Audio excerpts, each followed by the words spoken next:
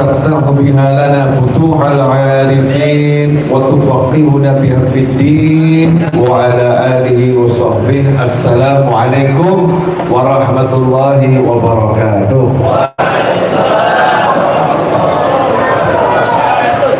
Alhamdulillah, di malam yang insya Allah tanda-tanda barokah tampak, mudah-mudahan kita termasuk orang yang dapat barokah. Amin. Sholawat serta salam yang menjadi jalan selamat dunia akhirat, mudah-mudahan kita termasuk manusia yang bisa banyak bersolawat kepada Kanjeng Nabi Muhammad sallallahu alaihi wasallam. Sahabatku semua, khususnya kawan-kawan yang ada di hadapan saya dan pemirsa dimanapun antum berada, bulan ini adalah bulan yang kita semua diperintahkan oleh Allah Ta'ala untuk memuliakannya, untuk mengagungkannya. Jadi ada waktu biasa, ada waktu luar biasa. Walaupun waktu yang biasa itu nggak biasa, karena setiap waktu tetap mulia. Tapi Allah memilih waktu-waktu tertentu menjadi lebih mulia dibandingkan waktu yang lain.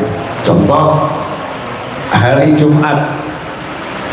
Hari Jumat ini adalah Sayyidul Ayyam, pemimpinnya seluruh hari. Makanya malam Jumatnya pun menjadi istimewa. Beda malam Jumat dengan malam Ahad. Beda malam Jumat dengan malam Ahad. Malam Jumat itu kata Nabi Muhammad SAW adalah malam yang bergegap gempita dengan cahaya, gemerlap cahaya. Itu malam Jumat. Tapi kalau dulu kita suka nonton tontonan tertentu, ya, malam Jumat itu malam demit. Betul. Malam Jumat itu malam setan. Malam Jumat itu malam hantu, horor. Ya. Nah, itu yang buat nggak paham, ya, nggak paham agamanya Allah Subhanahu wa Ta'ala, nggak paham Islam. Kalau Muslim nggak ada malam horor, itu nggak ada. Mau malam Jumat, mau malam Senin, mau malam Selasa, mau malam Rebu, mau malam Kamis, nggak ada malam hantu, ya tidak ada. Terutama malam Jumat. Malam Jumat itu malam sholawat.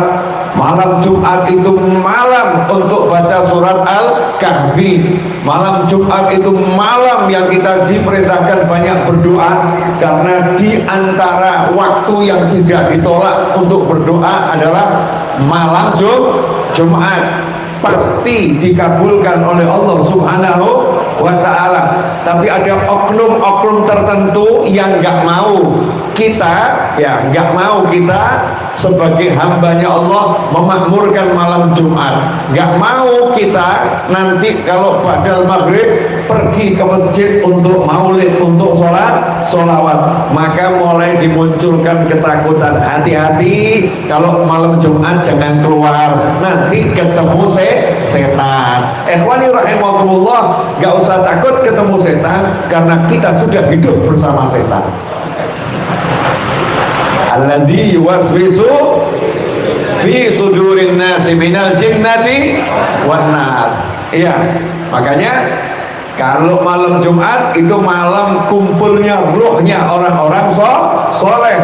Kalau yang salah, yang meninggalnya nggak bener, naudzubillah min dzalik, tidak bisa ruhnya gentayangan, yang ada ruhnya diganyang, disiksa, dihajar di alam kubur, naudzubillah min dzalik. Mudah-mudahan kita semua selamat dari segala bentuk siksa dunia, siksa akhirat, dan apapun itu siksanya, mudah-mudahan selamat. Intinya saya pengen ngomong, pokoknya ada malam yang biasa, ada malam yang luar biasa.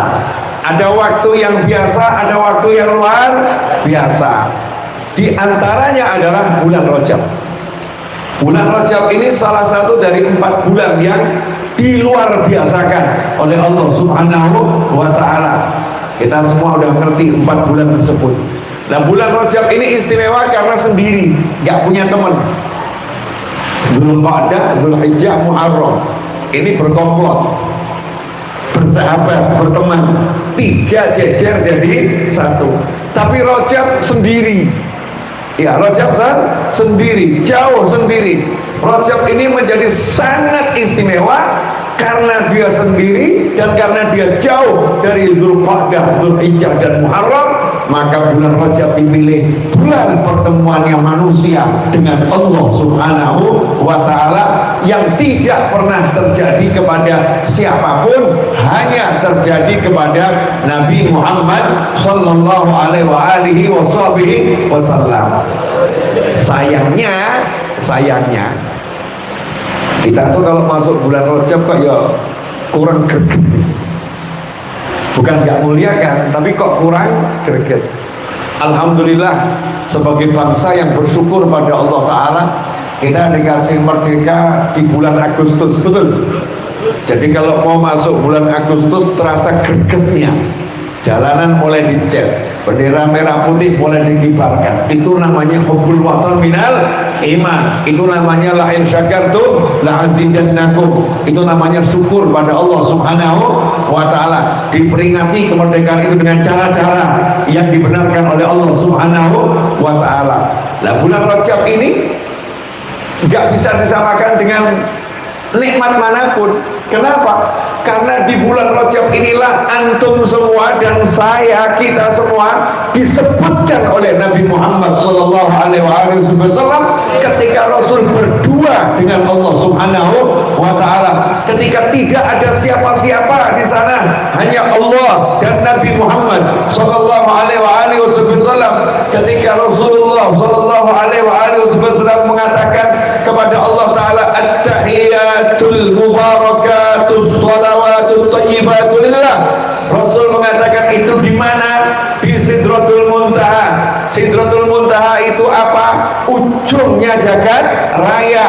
Allah enggak bertempat di suatu tempat dan tidak ada tempat yang bisa ditempati oleh Allah Ta'ala, karena semua tempat adalah makhluk dan Allah Maha Suci. Ya, Allah Maha Suci dari menyerupai makhluk. Maka Rasul ditempatkan di Sidratul Muntaha, bukan Allahnya ada di sana, tapi Rasul diletakkan di tempat yang paling mulia, tempat yang paling tinggi, sebagai tempat untuk Rasul bertemu dengan Allah, bukan tempat untuk Allah bertemu dengan Nabi Muhammad SAW. Bisa pahamnya di sini? Belum. Yang paham-paham, tapi banyak yang belum. Boleh saya jelaskan dikit? Kita kalau nyebut masjid sebagai apa? Rumah Allah. Jadi kalau kita berangkat ke masjid kan sering ngomong mau ketemu Allah. Ya, mau ketemu Allah. Ketemu Allah di mana?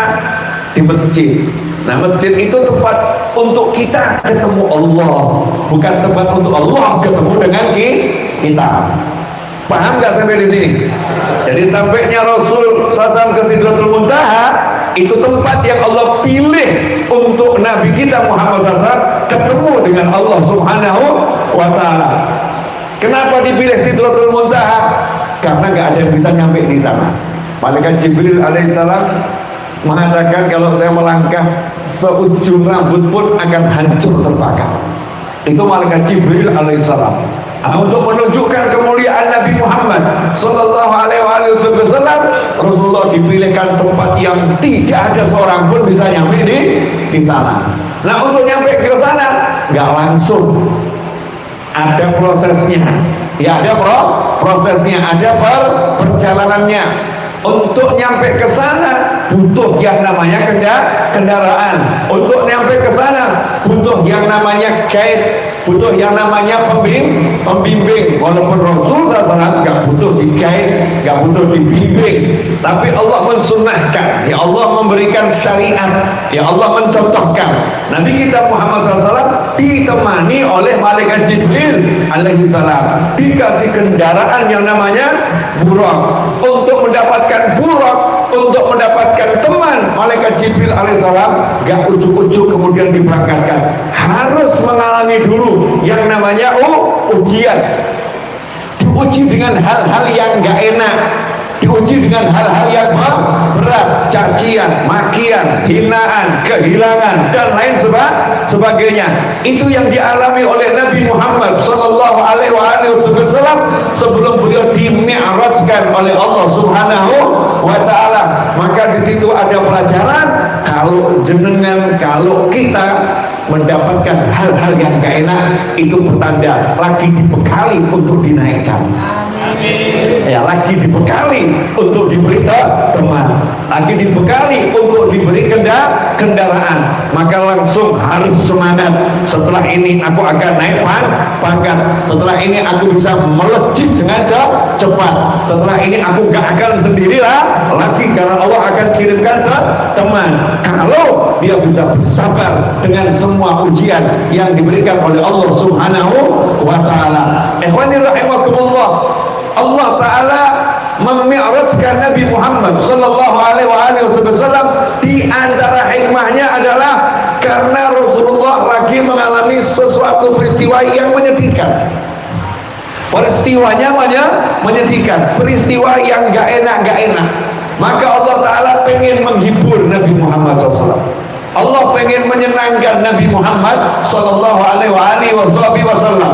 Di sini ada pelajaran, kalau kita melihat teman kita lagi susah, kita melihat teman kita lagi sedih, maka salah satu amal yang paling utama adalah menghiburnya, menyenangkannya. Bayangkan, yang menghibur adalah Allah, yang menyenangkan adalah Allah, maka Allah menghiburnya gak nanggung-nanggung. Ya, Allah menghiburnya gak nanggung. Yang pertama kali dilakukan oleh Allah Subhanahu wa Ta'ala, dihibur dengan diberi kendaraan yang tidak ada di jagat raya.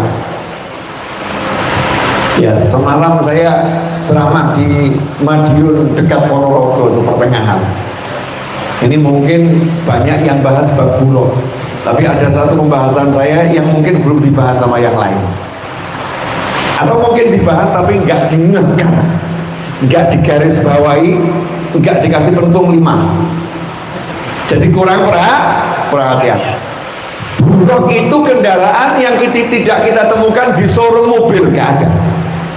Walaupun nanti setelah sekian tahun sebelum kiamat ada kendaraan-kendaraan yang luar biasa, dan tidak mungkin kendaraan itu melebihi kendaraan yang dimiliki oleh Nabi Sulaiman alaihissalam, nggak mungkin melebihi kekuatan yang dimiliki oleh muridnya Nabi Sulaiman alaihissalam dalam memindahkan tahta Balqis. Hanya hitungannya itu setengah detik mungkin, atau nggak sampai setengah detik, sekejap mata, karena itu waktu yang dipahami oleh manusia di masa itu. Ya, manusia di masa itu kecepatannya, hitungannya dengan bagaimana? Dulu nggak ada jam, detik, menit, nggak ada. Dulu kalau di zaman Nabi Muhammad Sallallahu Alaihi Wasallam, untuk mengukur waktu sesuai dengan keadaan zaman itu. Contoh, ketika ada seorang sahabat radhiyallahu taala anhu mau meninggal dunia, wasiat kepada sahabat-sahabat yang lain radhiyallahu taala anhum ajmain, nanti kalau saya meninggal dunia, setelah saya dimakamkan, kalian semua jangan tinggalkan makam saya ya, tunggu saya dulu, temani saya dulu, karena saya baru pindah rumah, masih warga baru di alam kubur, masih asing, jangan langsung ditinggal sendiri, temani saya. Berapa lama waktu nemaninya? Gak disebut jam, gak disebut menit, karena belum ada jam, karena belum ada menit. Maka menggunakan ukuran kebiasaan orang zaman dahulu, ya, temani saya selama kalian menyembelih unta yang kecil, kemudian mengulitinya, memotong-motong dagingnya, kemudian membagi-bagikannya sesuai kebiasaannya. Oh, segitu ukurannya. Yang ukurannya segitu. Dulu gak ada meteran, ya, belum ada 1 meter, 2 meter. Maka Nabi Musa alaihissalam ketika mau meninggal dunia wasiat, ya, wasiatnya bagaimana? Makamkan saya dekat dengan Masjidil Aqsa. Dekatnya seberapa jauh? Karena belum ada meteran, maka menggunakan suatu permisalan, walaupun sejauh melemparkan batu, walaupun sejauh melemparkan batu dengan lemparan yang normal. Nah, jaraknya seberapa? makamkan saya jaraknya maksimal ya segitu, jangan lebih dari itu. Itu kebiasaan orang-orang zaman dahulu. Makanya ketika muridnya Nabi Sulaiman alaihissalam ditanya, ya siapa yang bisa memindahkan tahta Balqis, Jin Ifrit mengatakan, aku sebelum engkau selesai ceramah. Sebelum engkau selesai ceramah. Nabi Sulaiman kalau ceramah kurang lebih 1-2 jam kalau pakai ukuran sekarang ya. Sebelum engkau selesai ceramah, muridnya Nabi Sulaiman mengatakan, ya engkau pejamkan mata, belum dibuka udah nyampe. Karena itu ukuran yang paling cepat. Nah itu udah selesai. Gak ngomong 1 detik, gak ngomong 2 detik. Artinya kecepatannya lebih cepat dari itu. Inilah kecepatan yang udah dituliskan di dalam wahyunya Allah Subhanahu wa ta'ala. Nanti kalau ada kendaraan dengan kecepatan yang luar biasa, kendaraan itu tidak akan bisa disamakan dengan buruk. Gak ada satu kendaraan pun dalam imajinasi manusia yang sama dengan buruk. Kenapa? Buruk itu bukan produk jagat raya. Jagat raya kasat mata ataupun yang gak kasat mata, alam gaib maupun alam nyata. Kenapa? Karena buruk bukan bagian dari dunia yang nyata maupun dunia yang tidak nyata, alias dunia yang bisa dilihat oleh mata maupun dunia yang tidak tampak oleh mata. Karena buruk adalah kendaraan dari alam akhirat yang Allah kirimkan ke alam dunia. Ini ada suatu peristiwa yang luar biasa, di mana alam akhirat bisa gabung dengan alam dunia. Itu hanya berkat lewat Nabi Muhammad sallallahu alaihi wasallam. Bagaimana Allah datangkan akhirat ke dunia, bagaimana Allah wujudkan akhirat di dunia dan dilihat oleh manusia yang namanya baginda Muhammad sallallahu alaihi wasallam, itu karena Allah cinta pada Nabi Muhammad sallallahu alaihi wasallam. Karena itu ketika Rasul sallallahu alaihi wasallam menggambarkan bagaimana kecepatannya buruk, maka Rasul menggunakan istilah yang bisa dipahami oleh manusia yang hidup sezaman dengan beliau. Buruk itu sekali melangkah sejauh pandangan mata. Saya ngomongnya kecepatan ya? Ya karena tadi ngegas mobilnya ya banter-banter. Jadi ngomongin juga ngegas terus nggak pakai ampukan. Walaupun baru turun dari mobil semangat ya, semangat. Jangan jadi orang yang lemes, yang lemah gitu. Saya yang baru datang dari jauh, dari mulai subuh tadi, mulai semalam nyetir terus aja semangat. Masa antum yang duduk di sini sambil nakur rebana sambil pikir begitu kok ya udaranya juga enak, kemudian kok lemes, maka terjadi perbedaan di antara kita yang luar biasa. Ya udah harus semangat. Real buruk ya. Jadi buruk itu kendaraan dari mana? Alam dunia atau alam akhirat? Sabar dulu. Buruk itu kendaraan dari jannah, dari surga. Surga itu alam dunia atau alam akhirat? Alam akhirat. Untuk nyampe ke surga kapan kita? Mati masuk surga? Nanti dulu. Meninggal dunia kalau beruntung dapat nikmat surga, enggak, kenikmatan surga tapi belum masuk surga masih digembok, masih disegel.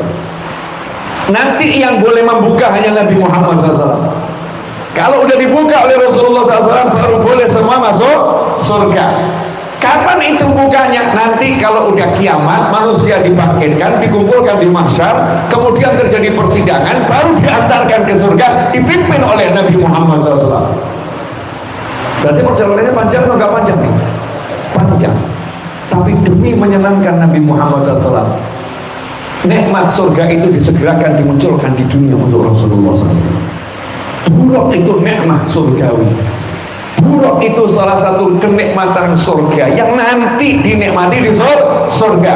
Tapi untuk Nabi Muhammad sallallahu alaihi wasallam, yang Rasul itu lebih daripada surga. Yang surga itu rindu kepada Nabi Muhammad sallallahu alaihi wasallam. Laulahu, yang kalau bukan karena Nabi Muhammad sallallahu alaihi wasallam, Allah Allah nggak akan ciptakan surga. Semua keindahan surga nggak bisa dibandingkan dengan indahnya Nabi Muhammad Sallallahu Alaihi Wasallam.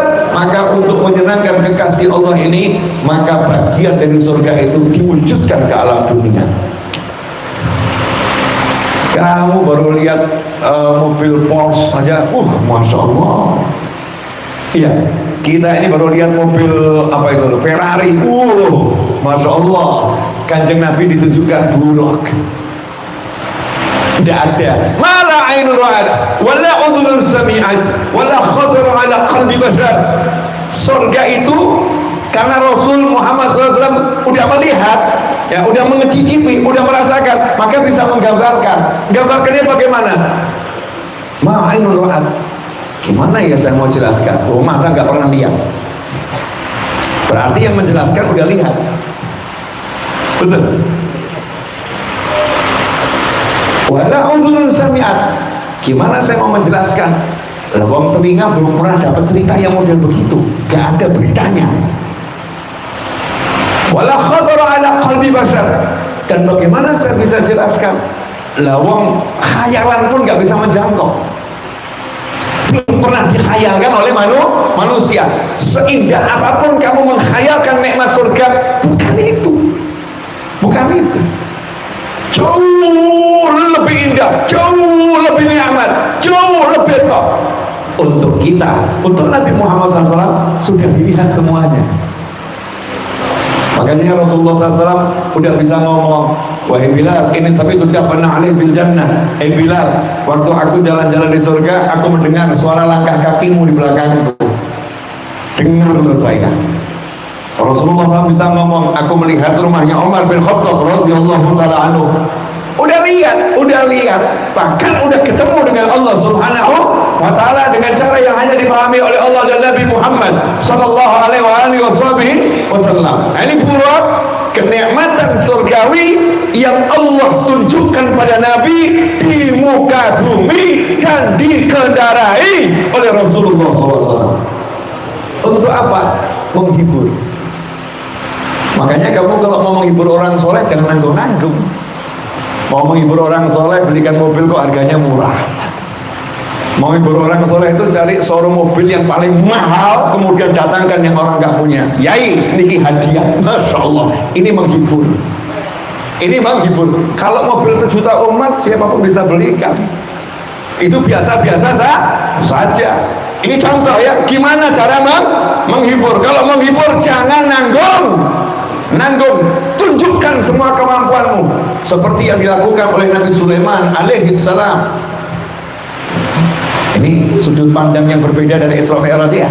Nah, kalau kita bahas yang biasa-biasanya kan udah biasa. Ini sudut pandang yang berbeda. Nabi Sulaiman alaihissalam untuk menghibur Ratu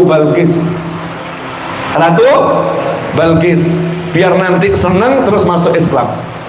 Jadi salah satu cara dakwah itu adalah gimana objek dakwah itu senang, akhirnya mau dan mendapat hidayah. Maka untuk menghibur Ratu Balqis, Nabi Sulaiman membuat sesuatu yang nggak dibuat orang lain. Membuat sesuatu hanya untuk nyambut Ratu Balqis. Satu orang dibuatkan itu pendopo, padahal sudah punya kerajaan. Nabi Sulaiman itu sudah punya istana loh. Udah punya istananya hebat, istananya luar biasa. Tapi untuk nyambut Ratu Balqis yang akan datang, Nabi Sulaiman buatkan pendopo khusus, pendopo untuk nyambut. Hebatnya di mana? Di zaman itu, zaman Nabi Sulaiman alaihissalam. Nabi Sulaiman udah bisa buat suatu pendopo yang lantainya itu dari marmer, yang marmernya itu bukan marmer warna putih, tapi marmernya marmer bening. Qawarir, seperti gelas-gelas, ya seperti gelas beningnya luar biasa, di bawahnya ada air dan ada ikan-ikan di dalamnya. Ketika Ratu Balqis mau melangkahkan kaki, sampai akhirnya dicincing sedikit bajunya. Biar apa? Gak kena air. Dikira itu adalah air. Pertanyaannya, bagaimana Nabi Sulaiman udah bisa membuat ya sistem udara di bawah lantai di masa itu, dan detailnya luar biasa. Saya nggak akan bahas itu. Yang ingin saya bahas ini loh, mau menyenangkan orang, sungguh-sungguh mau menyenangkan orang, nggak nanggung. Itu itqan bi kulli syai'. Itulah yang diajarkan oleh Allah Subhanahu wa taala. Maka Allah datangkan buraq. Ya Allah datangkan buraq, kendaraan yang la mathilalah, nggak ada yang bisa menyamainya, nggak ada yang bisa menyerupainya. Dan betapa hebatnya Nabi Muhammad SAW, naik kendaraan yang sekali melangkah sejauh pandangan mata, tapi bisa digunakan di muka bumi. Gimana caranya itu? Sorry bro, saya sopir jadi saya paham. Mobil itu kalau gasnya galak, cc-nya misalnya 5.000, ya cc-nya 5.000 sport, terus jalan di kampungnya kecil, ngegasnya gimana?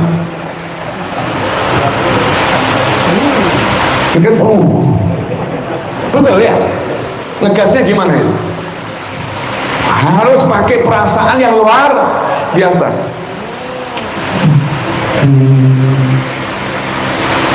Lu mobil sport jalan di kampung cc 5.000 sport, iya, ngegasnya pelan-pelan, berarti supirnya luar biasa. Itu cc-nya 5.000. Lah buraq ini cc-nya berapa?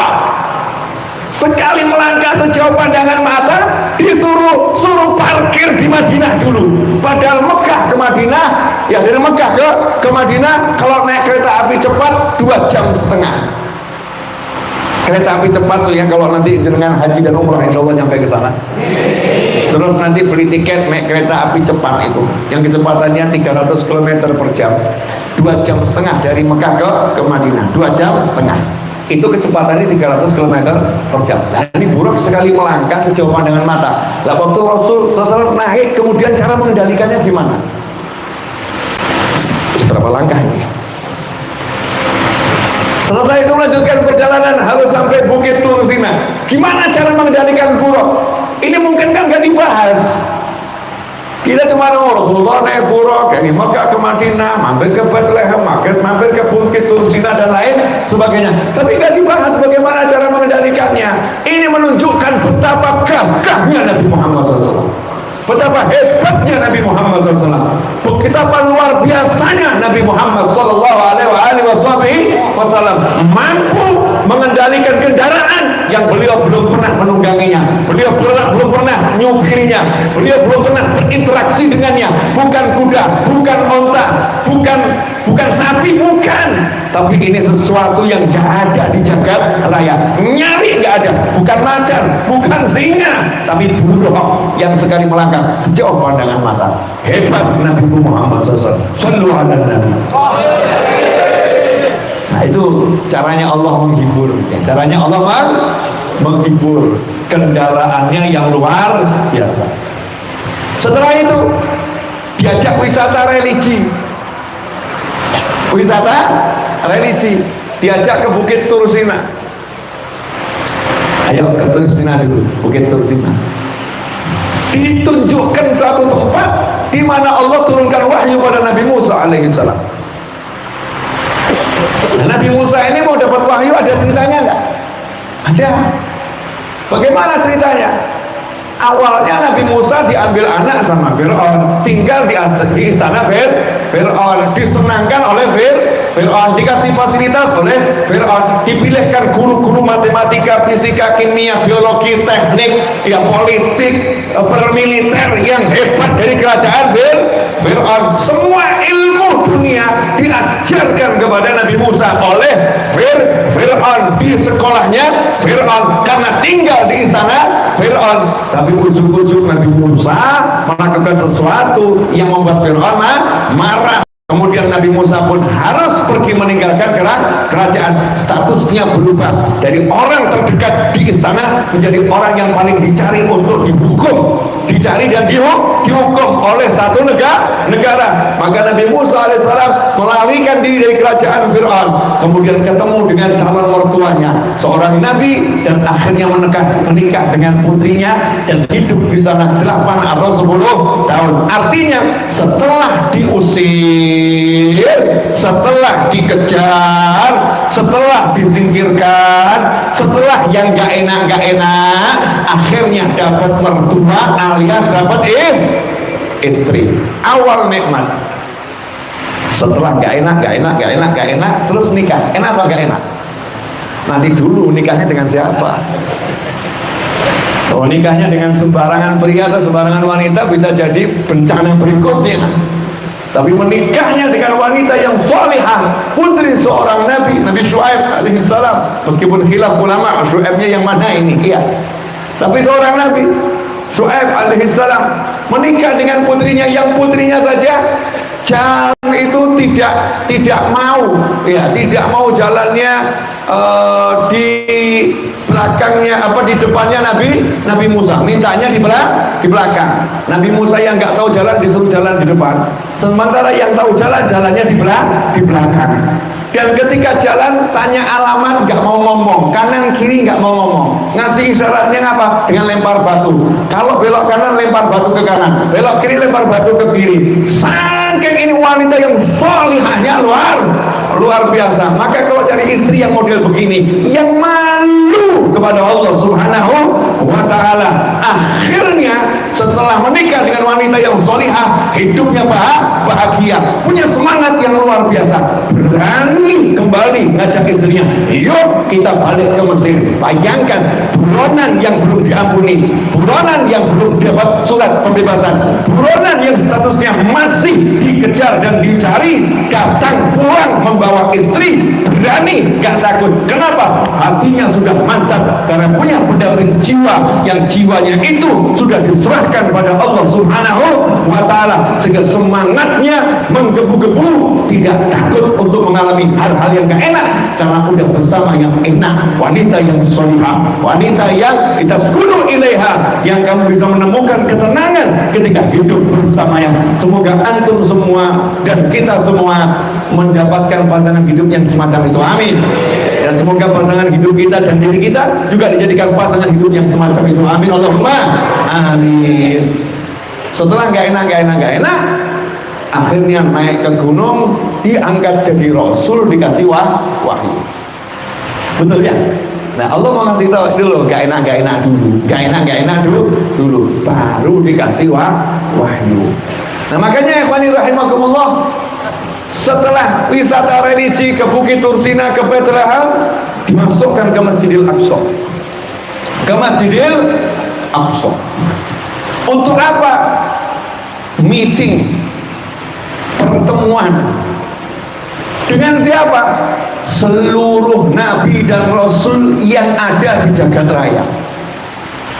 Semuanya nabi dan rasul yang ada di jagat raya sama Allah diperintahkan kumpul di Masjidil Aqsa. Kenapa? Karena Allah pernah mengikat perjanjian kepada setiap nabi dan rasul di setiap waktu dan setiap tempat. Kalau Rasulku Muhammad sallallahu alaihi wasallam muncul di zaman kalian dan di tempat kalian harus turun pangkat menjadi pengikutnya. Makanya Nabi Isa alaihissalam yang sampai saat ini masih hidup di tempat yang Allah tentukan dan Allah simpankan untuk beliau, Nabi Isa alaihissalam nanti ketika dikembalikan oleh Allah Ta'ala, maka turun pangkat menjadi umatnya Nabi Muhammad SAW. Tapi turun pangkatnya itu naik pangkat. Kenapa? Karena jadi umat Nabi Muhammad SAW itu didambakan oleh semua Nabi dan Rasul. Bahkan Nabi Musa mengatakan, Allahumma ij'alni min ummati Ahmad. Ya Allah, tolong jadikan aku umatnya Ahmad, umatnya Muhammad sallallahu alaihi wasallam. Nabi Musa kalimullah pilih turun pangkat jadi umatnya Nabi Muhammad SAW. Karena pangkatnya umat Nabi Muhammad ini keambia Bani Israel, seperti Nabi-Nabi Bani Israel, dan punya keistimewaan yang luar biasa. Nabi Isa akhirnya menjadi pengikutnya Nabi Muhammad sallallahu alaihi wasallam. Maka Allah pertemukan semuanya untuk apa? Agar semuanya menjadi pengikut Nabi Muhammad SAW, agar semuanya di bawah komando Nabi Muhammad SAW, agar semuanya nurut dengan Nabi Muhammad SAW. Maka Allah perintahkan Rasul jadi imam. Kalau Rasul rukuk, semua ikut rukuk. Rasul i'tidal, semua ikut i'tidal. Rasul sujud, semua ikut sujud. Allah ingin ngasih tahu, semua Nabi dan Rasul semuanya bersamamu dan di bawah komando. Sallu ala Nabi. Allahumma shalli alaihi. Saya mau nanya, bayangkan kalau jenengan lagi sedih, terus dikumpulkan semua kiai setulungagung, terus kiainya bilang, saya ini dan kawan-kawan datang ke sini siap melaksanakan perintah. Terhibur atau enggak terhibur? Terhibur. Masya Allah, Kiai gak usah begitu Kiai, itu kan begitu kita ya. Belum enggak siap saya. Terhibur. Nah ini yang dikumpulkan bukan satu kota, sejagat raya Nabi dan Rasul dikumpulkan untuk tunduk di bawah Nabi Muhammad Sallallahu Alaihi Wasallam.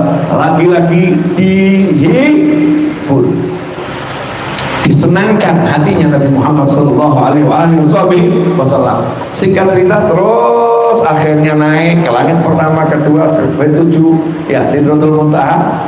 Nah, terus menghadap Allah Taala. Di situ mengucap tadi, ini sengaja saya sampaikan muter dulu kan ya. Nah, modelnya ujungnya baru disebutkan mundur ke belakang, sekarang sampai pada titik ini. At-tahiyatul mubarakatus sholawatut thayyibatu lillah. Itu ucapan penghormatan kepada Allah Subhanahu wa Ta'ala yang disampaikan oleh Nabi Muhammad SAW. Bagaimana jawaban Allah? Apakah Allah mengatakan, oh memang aku seperti itu, memang aku yang layak mendapatkan pujian, memang semua pujian itu milik aku? Apakah Allah berkata begitu? Enggak. Pujian dari Nabi Muhammad SAW dijawab pujian dari Allah Ta'ala. Assalamu alayka ayyuhan nabiyyu. Assalamu alayka, bukan Muhammad. Assalamu alayka ya Muhammad, enggak. Assalamu alayka ya Ahmad, enggak. Assalamu alayka ya abdi, enggak. Assalamu alayka ya Nabi, enggak. Tapi assalamu alayka ayyuhan nabi. Itu kalimat pujian yang luar biasa.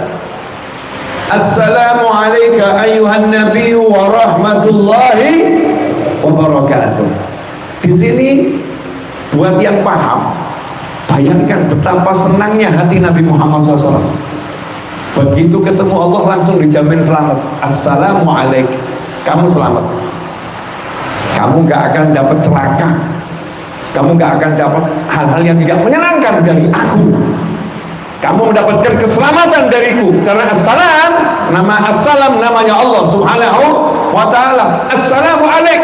Jadi keselamatan itu akan aku lekatkan kepada dirimu, aku berikan kepadamu. Gak mungkin kamu gak selamat. Assalamu alayka ayyuhan nabiyyu wa rahmatullahi wa barakatuh. Dan rahmat Allah serta berkah-berkahnya untuk wahai Nabi Muhammad SAW. Senang Nabi Muhammad SAW. Cuman yang membuat saya saat itu, apa ya yang di hati Nabi Muhammad SAW? Dalam kondisi senang begitu kok nggak mikirin dirinya.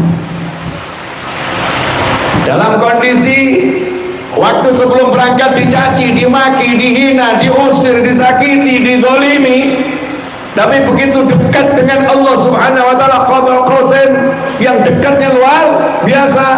Nabi kita Muhammad SAW diberi penghormatan yang luar biasa, justru menjawabnya assalamu alaina wa ala ibadillahi sholihin. Assalam ya Allah, yang kamu ucapkan tadi assalamu alaik, salam itu untukmu. Maka Rasul menyambung assalamu alaina, jangan hanya untuk aku ya Allah, assalam tadi juga alaina, untuk kami, wa ala ibadillahi sholihin, dan untuk hamba-hamba Allah yang soleh.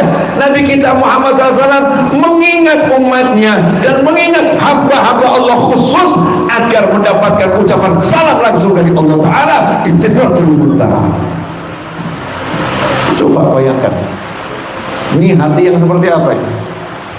Nah ini loh hatinya Rasulullah SAW. Makanya penerusnya Nabi Muhammad SAW punya sifat seperti itu. Wali itu sifatnya begitu, gak pernah melupakan murid-muridnya, gak pernah melupakan keluarganya, gak pernah melupakan orang-orang yang berada di sekitarnya. Siapa yang ada di hatinya selalu diingat. Makanya dikatakan oleh para aulia wassalihin, ya, yang hebat itu bukan kamu mencintai wali, yang hebat itu kalau kamu dicintai wali.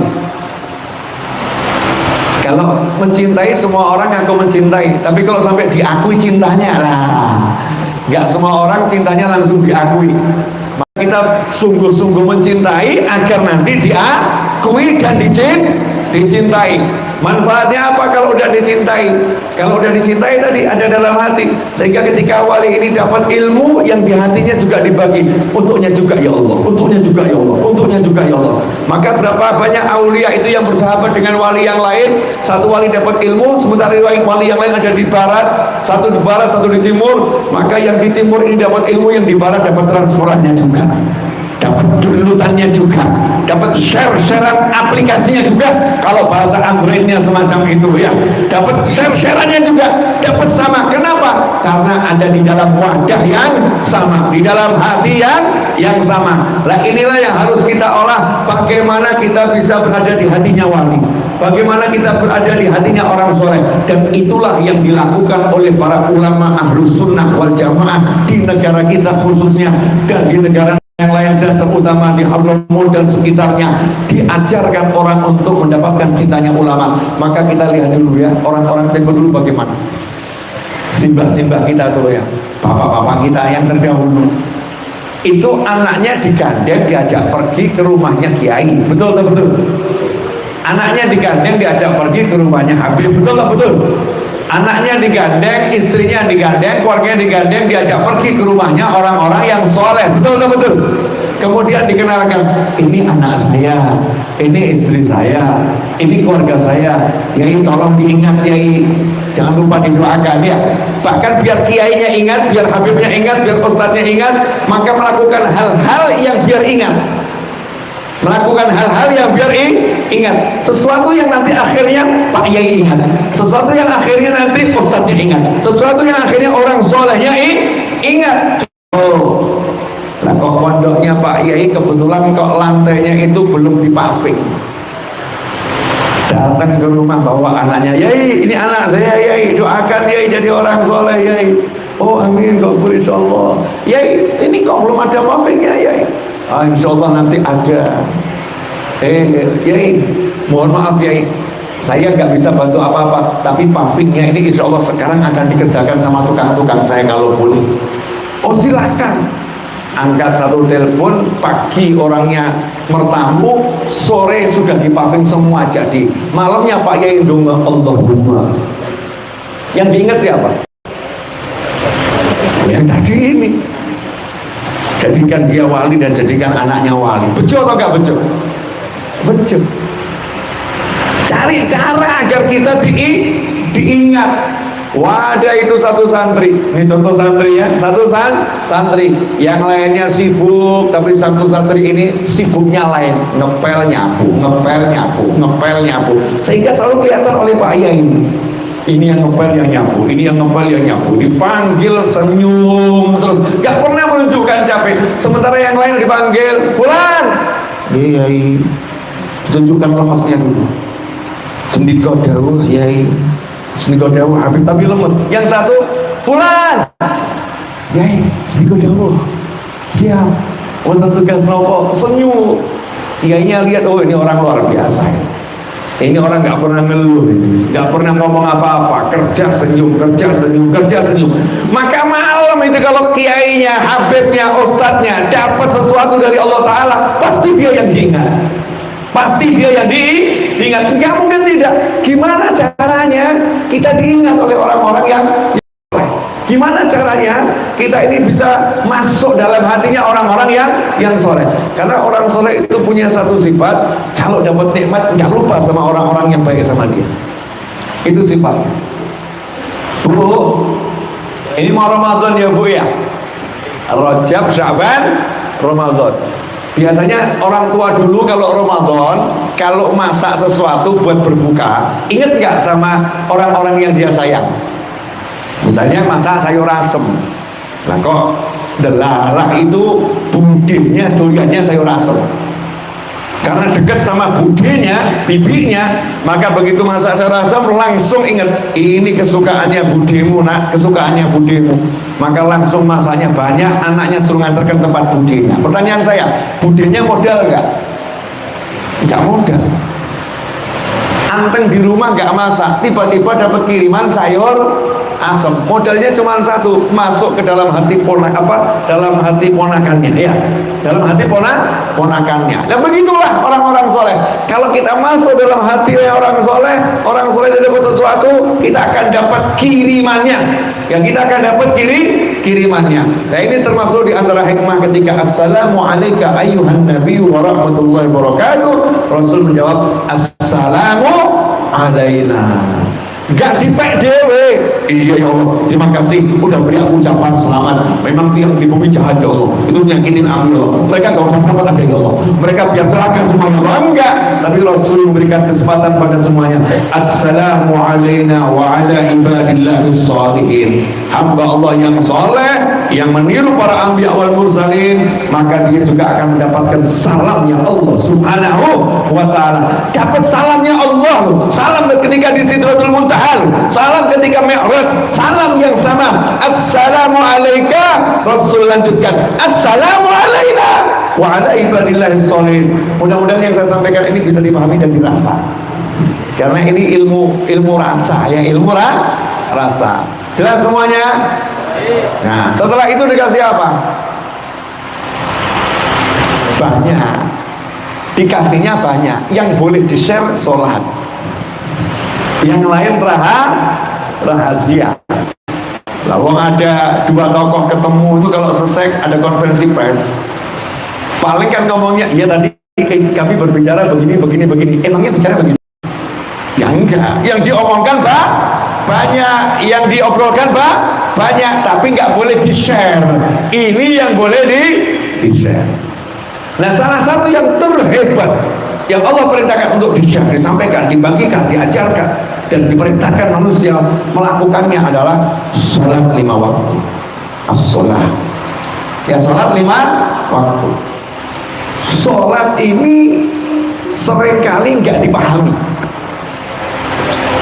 Jadi kalau bicaranya yuk sholat gitu ya, yuk sholat, kadang-kadang ya kita nih ya, waduh habot, ya kesel, ngantuk dan lain sebagainya. Tapi saya mau coba sudut pandang yang agak berbeda, boleh? Boleh ya? Tapi setelah yang berikut ini. Bismillahirrahmanirrahim. Alhamdulillah. Alhamdulillah. Alhamdulillah. Tenang, ini diantara awal-awal ceramah. Berapa menit Mas Eton? Hah? 48? Mosok. Saya udah bicara 41 sampai 48 menit. Yang bener kamu. Belum ngomong loh ini. Terasa 48 menit? Enggak. Jadi yang waras siapa ini? 48 menit yang ngomong nggak kroso, yang diajak ngomong juga nggak kroso, ya. Saya juga nggak nyangka 48. Saya kira tadi paling 10 menit atau 12 menit. 48 menit. Berarti saya menikmati, dan mudah-mudahan antum tadi betul-betul menikmati.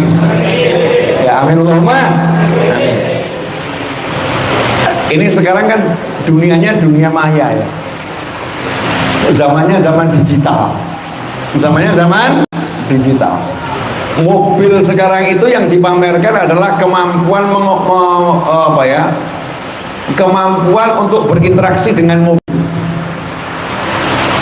Jadi kalau mobil itu menjual misalnya, ya, kalau mau jalankan mobil cukup dengan mengenali suara.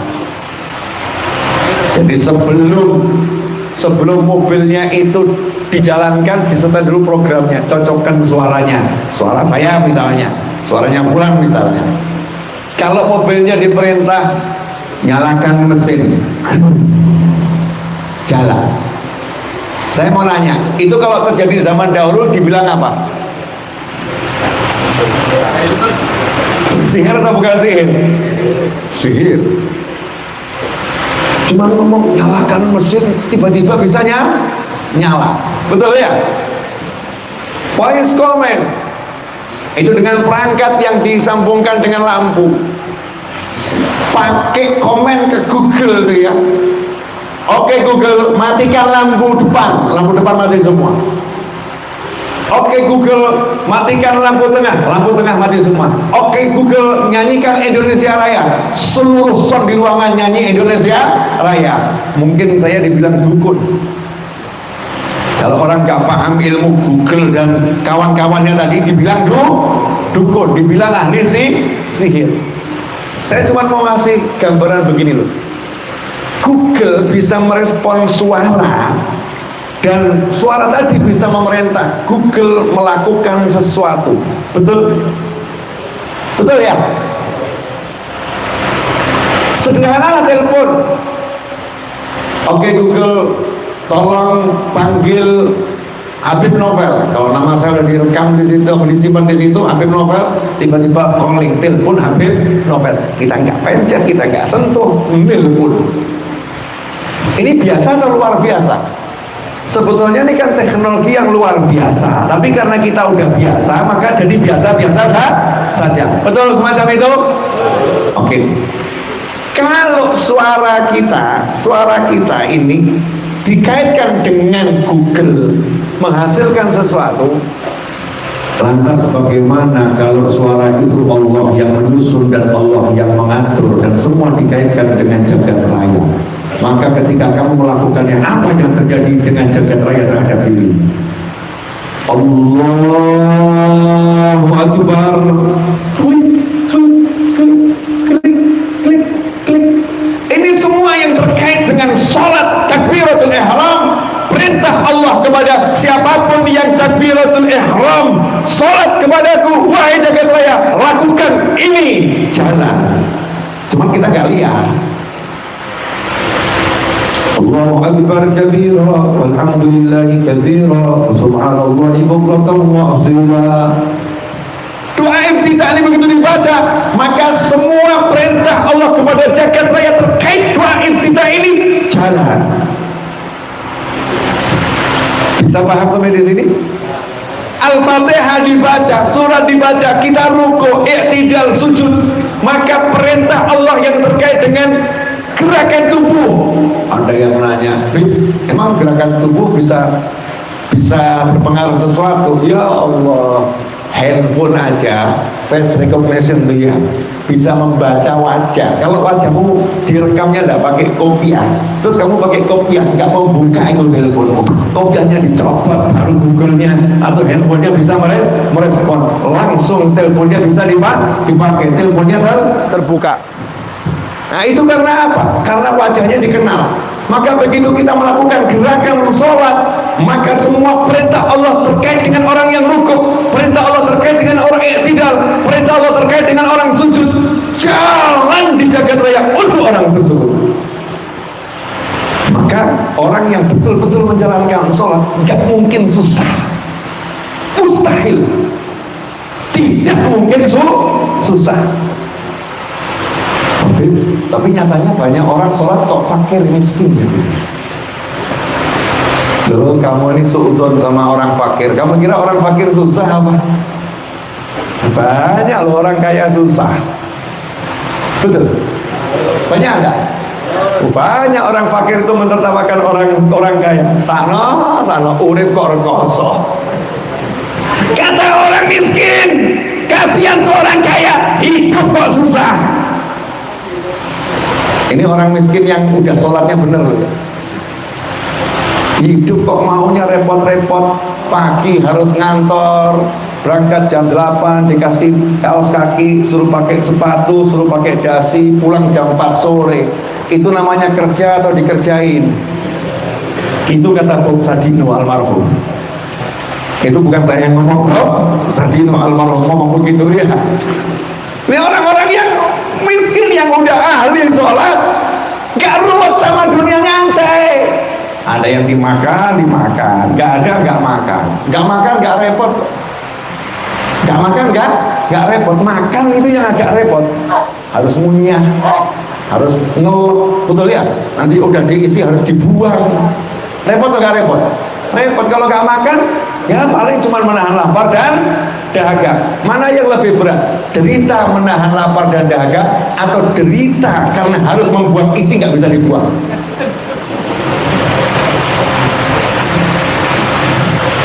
Maaf ya, saya ngomong begini ya memang rotok gimana gitu ya. Tapi ini konsep hidup yang harus dipahami. Bahagia itu nggak ada urusan dengan al-fulusu wal duitu, enggak ada. Bahagia itu di sini, hati, di dalam dada. Allah kasih sholat itu hadiah yang besar Allah berikan pada Nabi Muhammad SAW, dan boleh di-share, bahkan diperintahkan gitu, diwajibkan. Kenapa? Ya kalau nggak diwajibkan mungkin nggak paham, jadi diwajibkan biar paham gitu. Seneng muneng kene, arih Nabi Hayya Bilal, sampai Rasul Muhammad SAW mengatakan, wahai Bilal, jadikan aku bisa istirahat dan senang dengan sholat. Ya Rasulullah, kalau udah istilahnya sholat itu seger, senang gitu. Ya senang, nyamannya luar biasa. Kenapa? Ya karena emang itu sesuatu gitu ya. Sesuatu dari mulai takbir sampai salam terang kayak dengan jagat raya. Ini kalau diterangkan sholat begini kan baru nyantol ya. Ada rahasia apa ya ketika takbir kok tangan diangkat Allahu Akbar? Kok nggak takbir sedekap mawon ya? Allahu Akbar sedekap. Kenapa takbir Allahu Akbar tangannya diangkat? Kenapa harus begini? Ini semua kan ada kaitannya dengan jagat raya. Hanya saja kan kita ilmunya belum nyampe. Ilmunya belum nyampe. Bukan habaan mansurah, bukan sesuatu yang sia-sia, enggak. Semakin nanti teknologi diungkap, semakin kita akan semakin semakin nyambung. Ikhwani rahimahullah. Boleh dilanjut dikit ya. Ini orang miskin tadi, boleh ya buat orang miskin? Maka jangan takut jadi orang miskin, dan jangan takut jadi orang kaya. Jadi orang kaya siap, jadi orang miskin siap, gitu aja kok repot. Karena bahagiaku bukan dengan duit, dan sedihku bukan karena kehilangan duit. Sungguh rendah manusia yang bahagianya berarti kalau nggak punya duit dia nggak punya bahagia, dan sungguh bodoh dia yang sedihnya karena duit, sehingga kalau nggak punya duit dia sedihnya luar biasa. Tapi mukmin bahagianya dengan Allah Subhanahu wa Ta'ala, bahagia dengan Allah, bahagia yang paling mudah. Karena apa? Karena cukup mengucap Allah bahagia, cukup mengucap Subhanallah bahagia, cukup rukuk bahagia. Ini bahagia yang murah dan mudah. Tapi sebodoh-bodoh manusia adalah yang mencari kebahagiaan dengan cara yang susah, bukan dengan cara yang mudah. Nanti akan saya jelaskan. Alhamdulillah. Gelas saja cangkir dibuka isinya beda-beda kok. Kamu ya, tak kasih tahu nih. Jangan tertipu sama wadah. Ini wadahnya luar biasa, tapi kalau kamu buka isinya air mineral. Tapi air mineral itu sesuatu yang paling luar biasa. Nah ini wadahnya biasa-biasa, tapi isinya kopi. Kalau kamu menganggap kopi lebih mulia dari air mineral, maka kamu tertipu sama wadah. Betul kan ya? Jadi wadah itu kadang-kadang menipu. Kelihatannya wajahnya ganteng, tapi hati ini bosok. Na'udzubillah min dzalik. Kelihatannya wajahnya welek, tapi hatinya menyenangkannya luar biasa. Pilih yang mana? Jawabannya sing ganteng, sing nyeneng pasti gitu. Poinnya nggak ada dalam pilihan. Ya nggak ada dalam pilihan. Monggo diunjuk. Bismillah.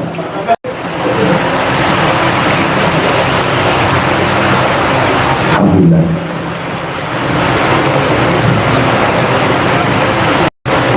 Alhamdulillah. Lanjut. Nah, bahagia itu nggak diukur dengan harta. Nih sebagai penutup saya mau ngasih ilmu tentang resep bahagia. Sebetulnya simbah-simbah kita dulu udah pinter. Kita ini sebagai putu nih rada glajrah. Oh diajari simbah ilmu apik kok tambah milih ilmu nih wong kono ke lho sing gak cetha. Ya. Belajar dari lihat film-filmnya yang nggak jelas, belajar bahagia dari sana. Akhirnya bahagianya ruwet. Padahal simbah itu ngajari bahagia gampang. Orang dulu tuh main engklek bahagia. Betul ya? Tahu engklek enggak? Engklek atau engklek? Tahu ya? Orang dulu main engklek bahagia.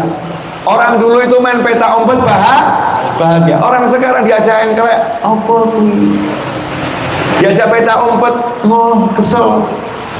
Begitu diajak mainan tablet, baru bahagia. Berarti ini bahagianya ruwet atau enggak ruwet? Jadi untuk bahagia butuh punya tablet. Nggak punya tablet nggak bisa bahagia. Orang dulu nggak punya tablet tetap bahagia. Peta umpet kan nggak butuh modal. Betul ya? Engklek nggak butuh modal. Oh tinggal tanam, kasih kotak-kotaknya mencolok bahagia. Masya Allah. Orang dulu tuh mengatur bahagia itu sederhana. Karena adilnya Allah Ta'ala, Allah letakkan kebahagiaan itu bukan pada materi, tapi Allah letakkan bahagia itu di dalam, bukan di luar. Di dalam, bukan di luar. Oke, sekarang saya mau tunjukkan. Nih, pemirsa dimanapun Anda berada, mudah-mudahan setelah menyaksikan kajian malam hari ini, Antum mudah menemukan kebahagiaan. Saya mudah selalu bahagia, dan kita semua mudah berbahagia. Oke. Bahagia itu kan urusannya hati senang ya. Kalau hatinya senang maka dia bahagia. Betul? Berarti bahagia itu habit. Bahagia itu kebiasaan. Saya bahagia kalau ya kebiasaan yang kemudian diakui sebagai kebahagiaan. Sampai di sini jelas? Orang punya kebiasaan, terus dia akui ini kebahagiaan. Saya bahagia kalau hari Ahad bisa pergi ke pantai. Saya bahagia kalau dalam 1 tahun ada 1 waktu saya pergi ke luar negeri. Saya bahagia kalau saya punya motor 3. Saya bahagia kalau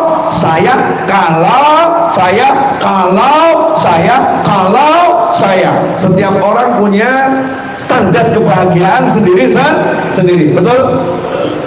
Begitu seseorang menetapkan standar kebahagiaan, saat itulah dia sedang menciptakan ketidakbahagiaan.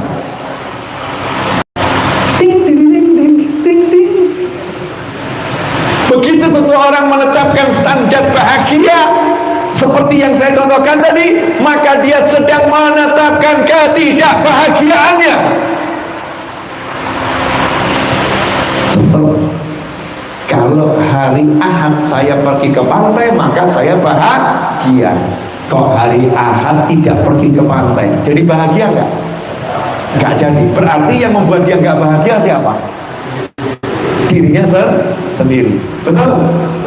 Kalau dalam 1 tahun saya bisa pergi ke luar negeri, ada 1 waktu yang saya bisa pergi ke luar negeri, saya bahagia. Lah kok tahun itu dia nggak bisa pergi ke luar negeri, dia bahagia nggak? Ada kebahagiaan yang hilang. Berarti yang menghilangkan kebahagiaannya siapa? Keputusannya sendiri. Betul semacam itu? Oke, lanjut. Kalau saya punya motor 3, atau saya punya motor 1, atau saya punya motor 2, alias kalau saya punya motor saya bahagia. Berarti kalau dia nggak punya motor, dia tidak bahagia. Berarti yang buat dia nggak bahagia siapa? Dia sendiri. Konsep hidup semacam ini, konsep hidup yang benar atau goblok? Mohon maaf saya pakai kata yang kasar itu ya, biar terekam di benak kita masing-masing. Lawan diajari sama Allah bahagia itu gampang. Sholat bahagia, masukkan itu dalam hati. Kalau saya sholat saya bahagia. bahagia karena sholat itu mudah. Kalau beli motor kan gak mudah, keluar negeri kan gak mudah, pergi ke pantai kan gak mudah. Tapi kalau sholat dimanapun bisa sholat, kapanpun bisa sholat, kecuali yang menstruasi, kecuali yang dilarang sholat lagi nifas. Normalnya manusia yang tidak punya halangan dia bisa sholat. Gak ada air, dicari air gak ada, bisa tayamum. Gak ada air, gak ada debu, ya udah hormatul waqt, selesai, bisa sholat. Maka orang yang udah menetapkan standar kebahagiaannya sesuai standarnya Allah Ta'ala, gak mungkin hidupnya susah. Kenapa? Mudah bahagianya. Allahumma ij'al fi ta'atika farahi wa sururi. Ya Allah, jadikan bahagia dan senangku hanya dalam taat kepadamu. Wih, enak Pak Yai, makanya gak repot cari bahagia. Lihat santrinya ngaji bahagia, yang lain bingung. Yai, pemandangan begini kok jenengan bisa bahagia ya? Pak Yai kurang rekreasi.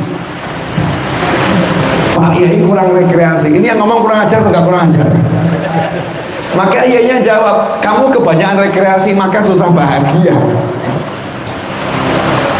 Untuk bahagia aku gak butuh rekreasi. Kenapa?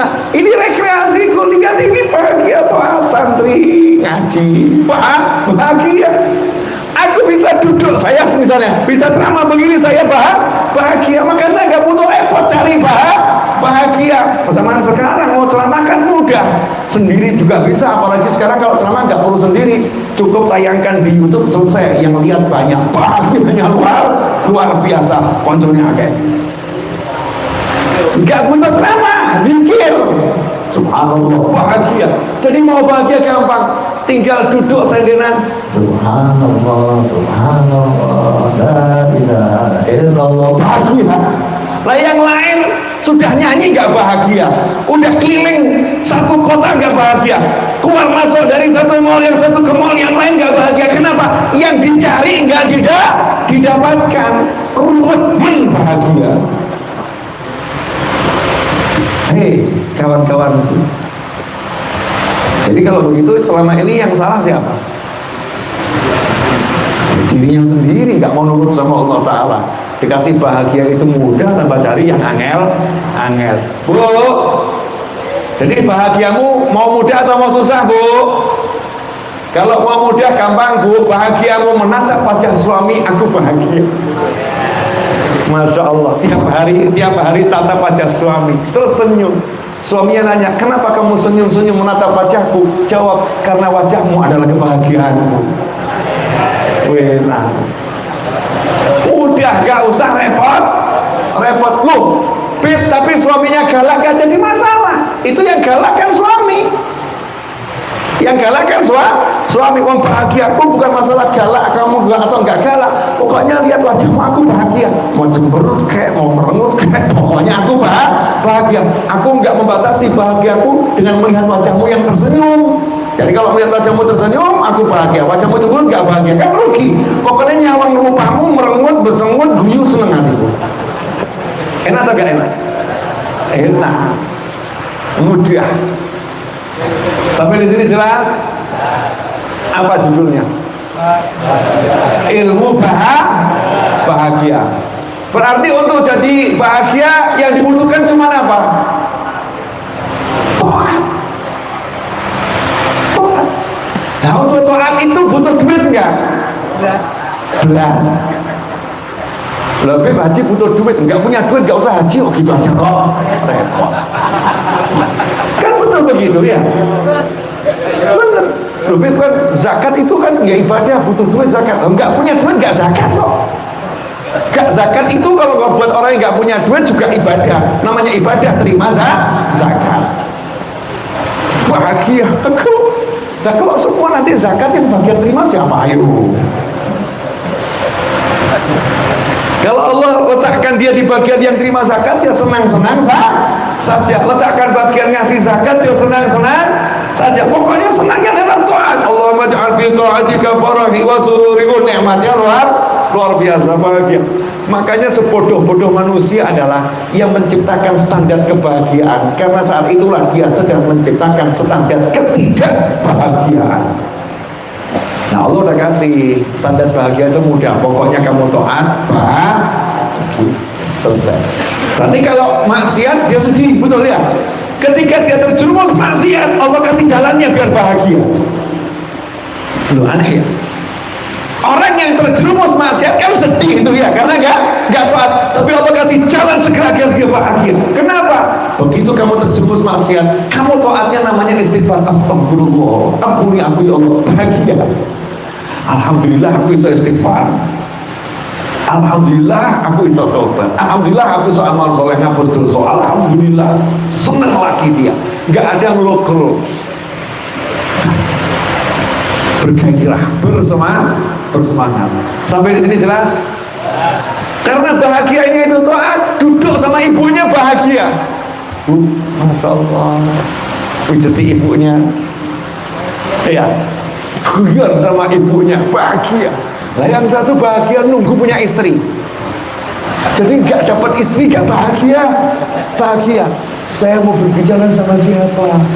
Saya mau ngobrol sama siapa, Bib? Gak ada pria yang saya ajak bicara, gak ada wanita yang saya ajak bicara. Lawang saya belum menikah, lembokmu, bapakmu jangan ngobrol. Orang tuamu kan lain, Bib. Gak ada lain. Kalau kamu taatnya selaku anak, kamu akan bahagia. Nanti kalau udah punya pasangan, nambah bahagia, bahagianya nambah. Kalau konsepnya begini, asik atau gak asik? Asik atau gak asik? Jadi pilih yang asik atau pilih yang gak asik? Makanya kesian tuh orang-orang yang bahagianya harus pakai duit. Sakno bahagianya pergi ke Eropa, gagal terbang, sengsara. Sudah direncanakan selama 1 tahun, tiba-tiba tiketnya di cancel, mumet. Betul ya? Kalau orang-orang yang soleh misalnya merencanakan perjalanan, kok tiketnya di cancel, nggak jadi berangkat, ucap alhamdulillah, iya, gak sido mabur, tinggal golek-golek liane, alhamdulillah, tetap bahagia karena konsep hidupnya sederhana, nggak ruwet. Ada satu orang punya kapal pesiar yang harganya itu miliaran, diparkir di tepi pantai, di pelabuhan. Gak jauh dari tempatnya dia parkir di pantai, ada kapal nelayan yang sampan pakai cetek itu. Terus nelayannya lagi tidur di kapalnya siang-siang. Yang punya kapal pesiar pun turun dari kapalnya, marani pelayan tadi.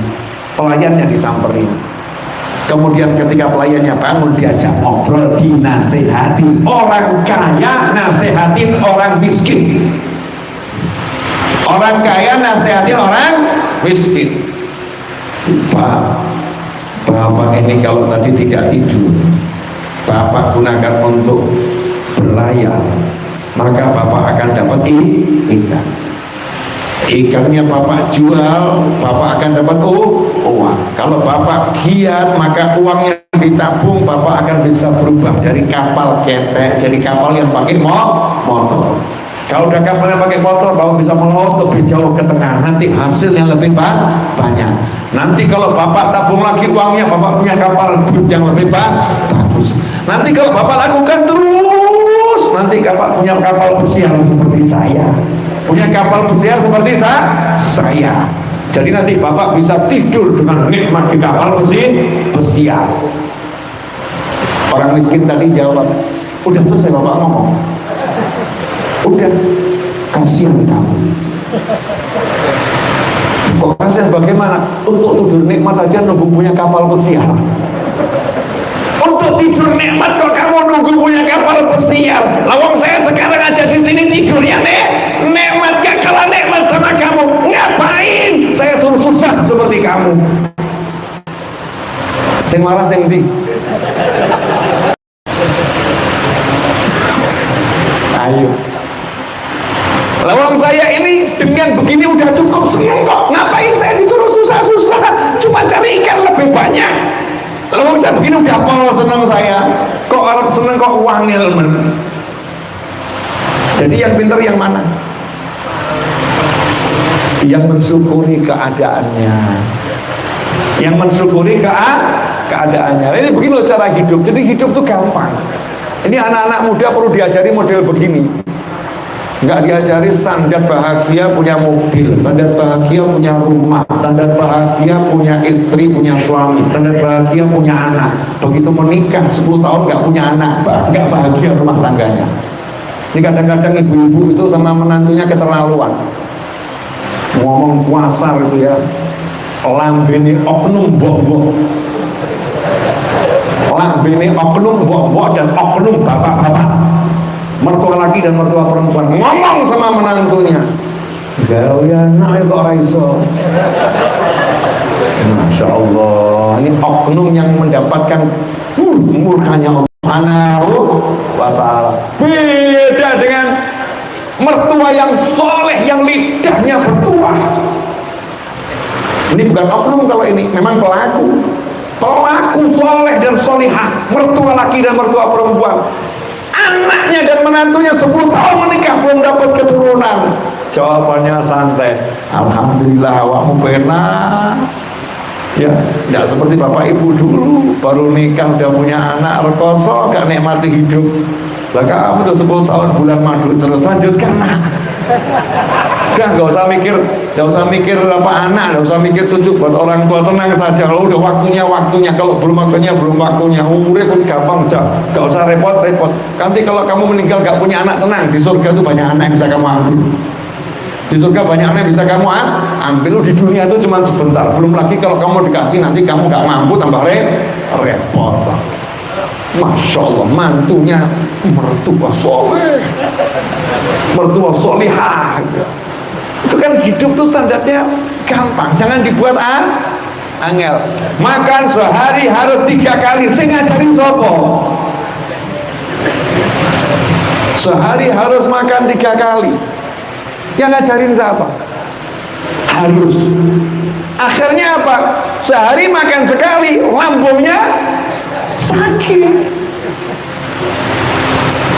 Tapi orang-orang dulu enggak, kalau lapar makan, belum kenyang berhenti, jadi ngirit. Betul ya? Lapar makan, belum kenyang udah berhenti. Ngirit atau enggak ngirit? Ngirit, hemat. Sehingga ketika lapar dia itu nggak akan kena lambungnya masalah, karena untuk membuat agak kenyang mudah, nyeruput air aja kenyang. Nabi Muhammad SAW itu berhari-hari makannya hanya minum air, tamr wal ma, kormanya cuma secuil, sehat. Istrinya juga begitu sehat, putrinya juga begitu, Fatimah Zahra radhiyallahu taala anha sehat. Sementara kita enggak, kalau enggak makan ini, enggak makan ini, enggak makan ini, enggak makan ini, maka tubuhku enggak kuat. Sudah membuat penyakit di dalam pikirannya sendiri. Ada enggak yang model begitu? Ada lagi ibu-ibu, oknum ibu-ibu. Bukan yang di sini loh ya, oknum ibu-ibu. Kalau aku tidak punya pakaian seperti itu, aku bukan wanita terhormat.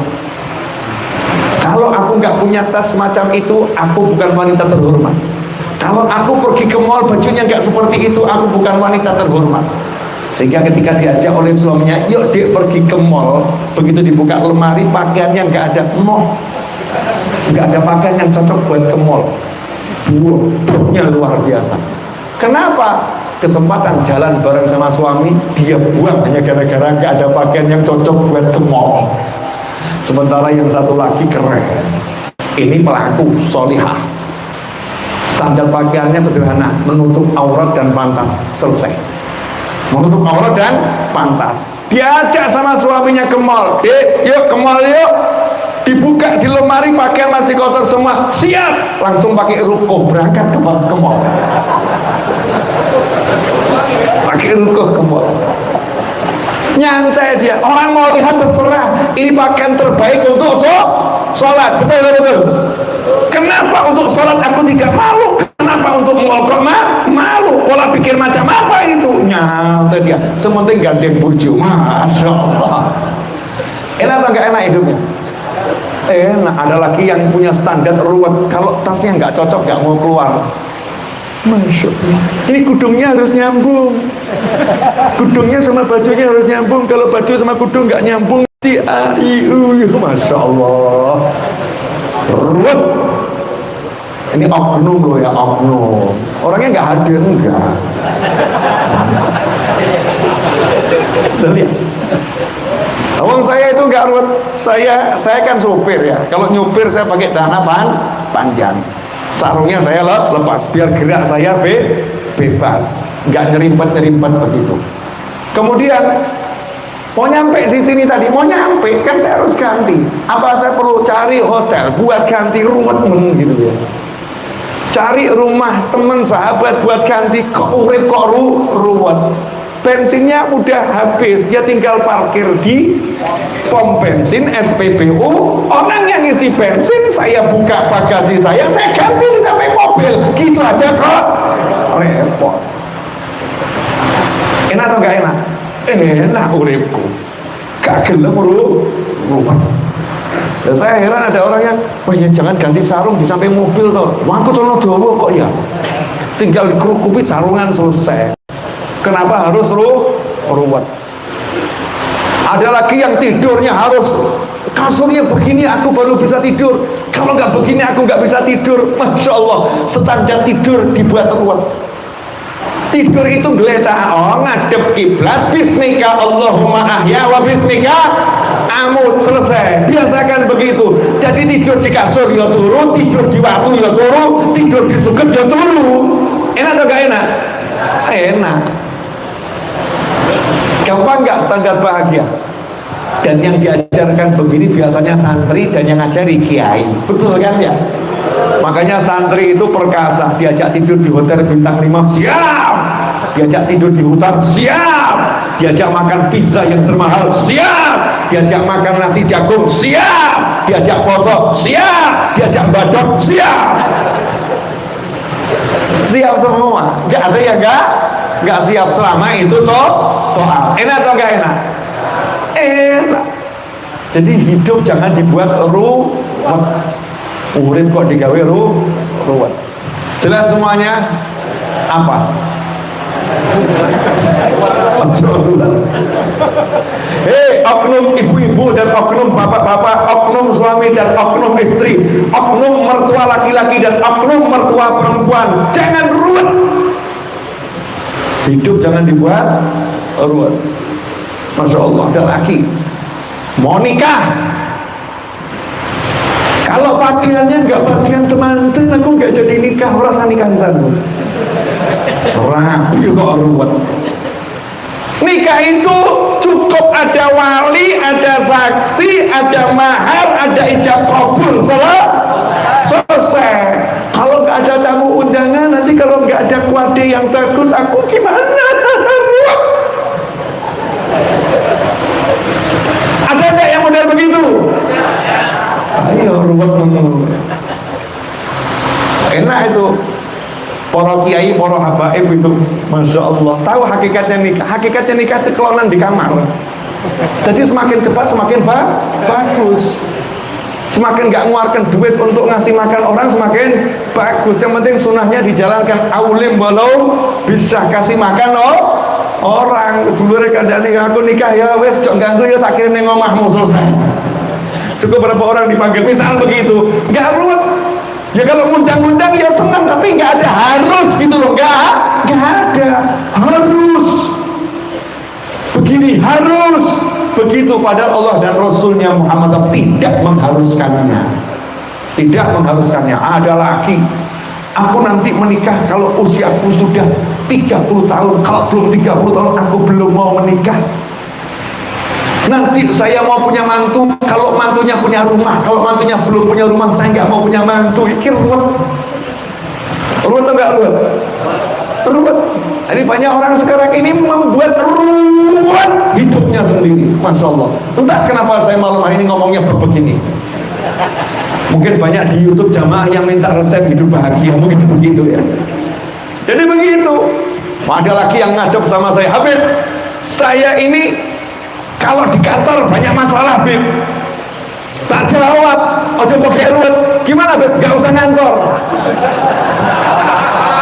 Gak ada masalah, betul kan ya? Nah, ya lo kenapa pakai ruwet? Loh, Beb, kalau nggak ngantor kan saya nggak dapat duit. Siapa yang ngomong? Siapa yang bilang kalau nggak ngantor mungkin kamu duitnya lebih banyak, tapi ya usaha. Tapi kan sebelum usaha kan saya kan ngalami yang nggak enak, ya sabar. Lo sabar ki apa? Dia mati. Wong urip kok gak gelem sabar. Orang lahir saja brojol butuh sabar, betul ya? Mau bisa ngunyah gigi tumbuh butuh sabar, mau melek saja butuh sabar. Masa menghadapi kehidupan kok gak mau sabar? Ojo ruwet, buat mudah. Don't sweat the small thing. Buat ini apa? Karo aku asal ngucap ya, don't sweat the small thing. Semua urusan dunia itu kecil, maka jangan dibuat berat, jangan dibuat besar. Habib, motor saya hilang. Ya gak apa-apa, cari, tapi jangan dibuat ruwet. Sederhana saja, Beb, motornya hilang. Moga-moga tuku meneh sing HP. Tapi kapan Beb yo hubung?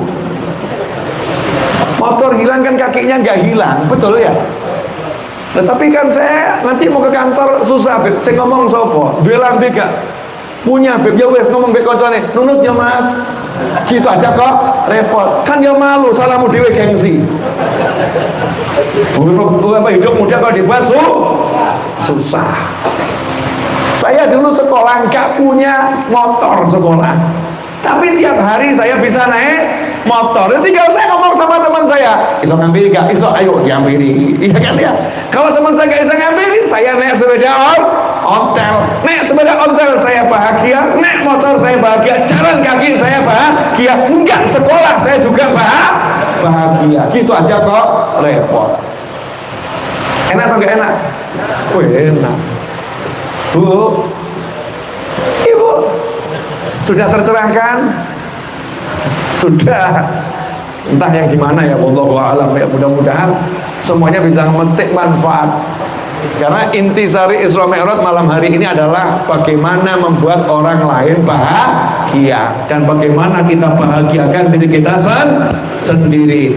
Standar kebahagiaan itu hanya dalam taat. Itulah standar kebahagiaan. Jangan buat standar yang aneh-aneh. Sandang, pangan, papan. Ya, sandang itu nutup aurat.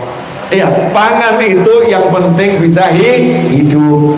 Papan itu yang penting kita bisa meletakkan tubuh. Udah selesai. Jangan kalah sama orang gila. Orang gila nggak pernah ruwet tentang hidupnya, maka orang gila hidupnya bahagia. Betul ya? Orang gila itu hidupnya bahagia dan sehat. Buktinya mesam-mesem dewe loh ini. Orang gila itu senyum-senyum sendiri. Kenapa orang gila senyum-senyum sendiri? Karena mentertawakan manusia. Kasihan mereka, nggak tahu kebahagiaan yang merasakan. Sana sehat, makan apapun sehat, tidur dimanapun sehat, betul ya? Orang gila jalan sendiri, kita yang waras lari. Berarti orang gila itu sakti. Belum ngomong yang lain sudah lari. Luar biasa. Ya maksudnya bukan begitu-begitu aman sih, cuma belajarlah gitu ya, belajarlah. Masa kita ini dikasih Allah kesempurnaan akal, kesempurnaan kesehatan, dengan segala macam penyakitnya kan tetap sempurna. Dikasih pikiran, dikasih ilmu, dikasih teman, dikasih bumi, dikasih jagat raya yang segede ini, kok standar bahagia susah. Kalau ditanya sama orang, ideal lain pada luar negeri untuk bahagia. Bagaimana kamu akan bahagia? Oh gampang, saya keluar angkasa. Kok bisa? Keluar angkasa lihat, delok langit kan selesai. Begitu saya lihat langit kan berarti kan saya meninggalkan bumi menuju langit. Berarti keluar angkasa, betul. Iya. Tapi bahasanya dibuat keren dikit, saya keluar angkasa. Padahal nggak nyawa langit, masya Allah, bintang-bintang yang indah. Selesai. Lihat tumbuhan tuh, lihat yang sekitarnya, itu semua hiburan yang menyenangkan. Lah Allah hibur kita, kok kita nggak bahagia, kan keterlaluan toh ya. Allah ciptakan kucing buat menghibur kita. Kucing lewat tuh kalau kita lihat harusnya bahagia. Masya Allah kucing. Meow, meow, meow. Pernah kamu buyang sama kucing? Belum pernah kan? Kucing lewat buat sopo. Meow, meow. Kalau kucingnya nggak mau jawab, kamu berubah bahasa. Mungkin dia nolak. Ternyata bercanda dengan kucing itu bisa buat bahagia. Saya kalau nyopir itu suka ngomong sendiri biar saya bahagia. Iya.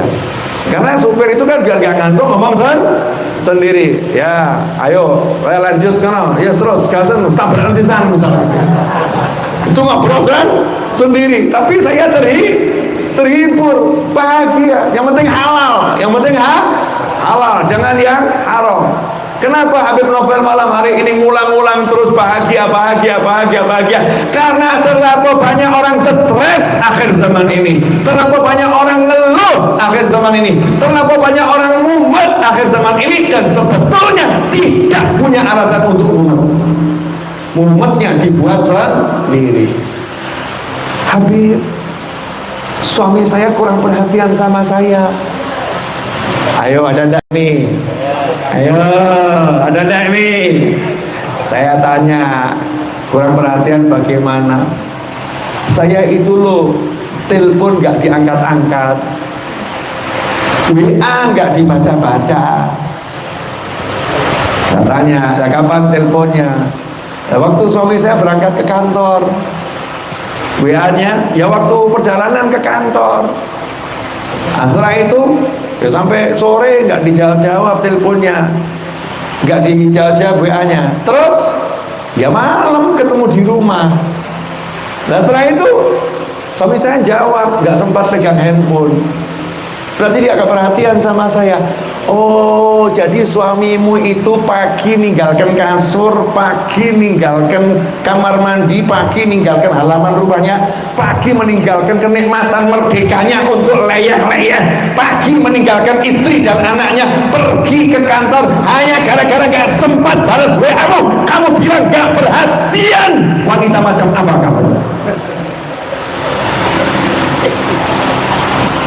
Iya Pak ya, kalau suruh pilih di mana Pak? Itu turu tuh ya. Kurang perhatian apa suami yang meninggalkan istrinya, meninggalkan anaknya, meninggalkan kasurnya, meninggalkan orang tuanya, meninggalkan rumahnya, meninggalkan lingkungannya, meninggalkan senangnya semuanya untuk menghadapi bosnya di kantor, menghadapi teman-temannya yang ada di perusahaan, menghadapi kerjaan yang berat. Semua itu demi perhatian kepada istri dan anaknya, hanya gara-gara gak ngangkat telepon, terlambat balas pesan, dianggap kurang perhatian. Wanita macam apa yang hidup bersamanya?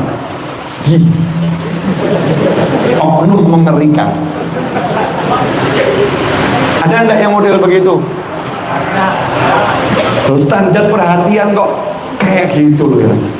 Nah kalau suamimu nggak pulang setahun, nggak ngabari, nggak ngasih duit, nggak ngasih berita, ya itu namanya nggak perhatian. Itu betul. Itu Pak, betul. Jelas saudara-saudara? Jelas saudari-saudari? Nah, untuk contoh suami yang ruwet tidak saya sampaikan malam hari ini, karena itu pada episode yang selanjutnya di tempat yang berbeda, insya Allah ya. Karena sekarang sudah saya ceramah berapa menit Mas Eko? Hah? Ngawur 1,5 jam. Kok gak kerasa? Menurut teori seharusnya saya lemes. Menurut teori seharusnya saya tampak. Menurut teori ya. Cuman saya nggak suka teori, saya suka praktek. Saya nggak suka teori, suka praktek. Prakteknya itu pokoknya kalau ngaji seneng, kalau ngaji berenergi, kalau cari ilmu akan bersemangat. Prakteknya begitu. Maka apapun yang tampaknya melelahkan saya, begitu saya ngajar, otomatis itu akan jadi menyenangkan, insya Allah. Kenapa? Karena standar bahagia saya mudah. Melihat santri, melihat teman-teman saya cari ilmu, saya bahagia, enak. Saya kalau duduk sama teman-teman saya itu ngobrol begini. Nah kalau surga itu seperti ini, udah cukup. Surga itu begini saja, cukup seneng aku. Seandainya surga nggak ada bidadari, nggak ada sungai, nggak ada, cukup duduk begini tak, begini loh surga, cukup seneng aku. Apalagi bonusnya kebanyakan di surga itu. Ya bonusnya kebanyakan, senengnya luar biasa. Artinya apa? Saya super bahagia gitu loh. Jadi nggak pakai repot lagi harus cari bahagia. Mau kemana mas? Cari bahagia. Ya sana rek. Mau kemana mbak? Cari bahagia. Kesiannya ya Allah. Punya anak punya, kok nggak bahagia? Punya suami punya, kok nggak bahagia? Punya rumah punya, kok nggak bahagia? Keluar cari bahagia. Jadi bahagianya jauh di luar, harus dicari. Padahal bahagia itu di sini. Nih, gak usah dicari. Bahagia itu bersama Allah Subhanahu wa ta'ala. Barang siapa syukur sama Allah, maka dia bahagia. Clear? Dah, jangan bahagia bergantung handphone ya.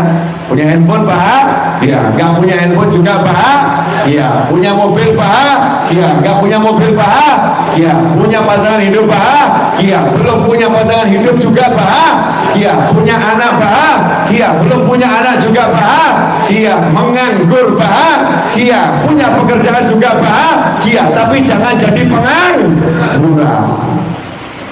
Jangan jadi pengangguran, berjuang untuk bekerja. Tapi kalau ditakdirkan sama Allah Ta'ala, ada saat-saat kita menganggur dalam arti gak punya pekerjaan, tetap begitu ya, harus tetap bahagia. Super terakhir, contoh tadi ini pengangguran bahagia boleh. Ini sering saya sampaikan di pengajian. Seorang suami pulang dari kantor bawa berita yang menyedihkan, dipecat dengan tidak terhormat, sehingga semua gaji tidak diberikan, zero, pulang nggak bawa apa-apa. Sampai di rumah laporan sama istrinya tersenyum bahagia, memeluknya dengan erat dan mencium keningnya dengan penuh cinta sembari mengucapkan alhamdulillah. Suaminya kaget, terperanjat dan langsung nanya atas sikap aneh dari istrinya tersebut karena menganggap jangan-jangan istrinya stres. Maka nanya sama istrinya, kenapa engkau tampak sangat bahagia? Istrinya pun menjawab, aku selama sebulan ini ada program pengajian. Ada program pengajian di sebuah pesantren yang sudah kurencanakan cukup lama, dan itu butuh ditemani oleh suami, dan atas izin suami aku minta sama Allah Ta'ala agar engkau diizinkan libur kerja selama 1 bulan. Hari ini engkau dipecat dan ini tepat saatnya pendaftaran, karena inilah hari yang kuntunggu-tunggu. Sayangku, gak usah mikir duit, mari kita nyantai. Makan dijamin Pak Yai, tempat dijamin Pak Yai, ilmu dikasih Pak Yai, dan semuanya gratis. Pulang dari pesantren cari duit lagi. Kata suaminya, Masya Allah, istri solihah. Enak atau gak enak? Wih, enak.